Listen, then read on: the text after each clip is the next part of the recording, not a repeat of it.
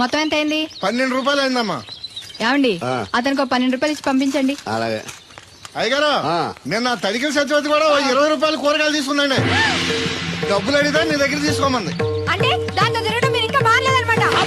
అయ్యి బాబాయ్ మానేశానే 4 రోజుల నుంచి అసలు దాని ఇంటి వైపు వెళ్ళలేదు. చెప్పారా? అవును నమ్మగారు, అసలు ఈ 4 రోజులు ఆ వైపు వెళ్ళలేదు. కాకపోతే తడికి సత్యవతి 2-3 సార్లు మన సైట్లోకి వచ్చింది. అదిగో చిచ్చి, ఈ జన్మకు మీరు మారు. అది అందుకు రాలేదే, చెప్పులో ముళ్ళు కూర్చుంటే తీయడానికి వచ్చింది. బొంకకండి, ఇంకొక క్షణం కూడా ఈ కంపులో ఉండను.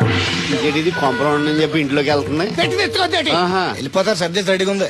ఏమన్నా ఏ ముందు నన్ను పంపించండి, బేళాలు చూసుకోవాలి. దరిద్ర కొట్టేదవా నీ మూలంలో వచ్చింది ఈ దరిద్రం అంతానే. ఇదిగో దీని 12 దాన్ని 20 తీసుకో. చెల్లలేదు ఆ బ్యాలెన్స్ దాని కూరగాయలు ఇచ్చే సాయంకాలం వస్తా అని చెప్పు. అలాగే. అదిగో అదిగో సంబంధం లేదంటేనే దాని కూరగాయలకి డబ్బులు ఇచ్చేశారు. రేపటి కూరగాయలు కూడా డబ్బులు ఇచ్చారు. నీ అవ్వ, అది కదే లాభం లేదు.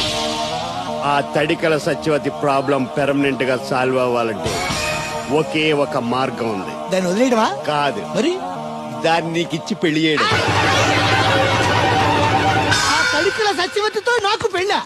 నేను మీకు మరీ ఎంత యాప్లో కనపడుతున్నానండి? చెప్పేది పూర్తిగా నెహ. నువ్వు దాన్ని పెళ్లి చేసుకున్నావు అనుకో, అప్పుడప్పుడు నీతో ఏదో పని ఉన్నట్టు వచ్చి వెళ్ళిపోతాను. నా పెళ్ళడానికి అనుమానం రాదు. ఎలా ఉంది ఐడియా?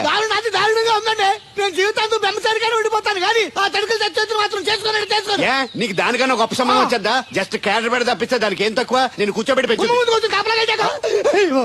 తలుచుకుంటే వెళ్ళిపోతుంది బాబు. ఈడితే పెళ్ళి అంటే అది ఎడుతుంది అనుకున్నాను. ఈడెడుతాడేటి?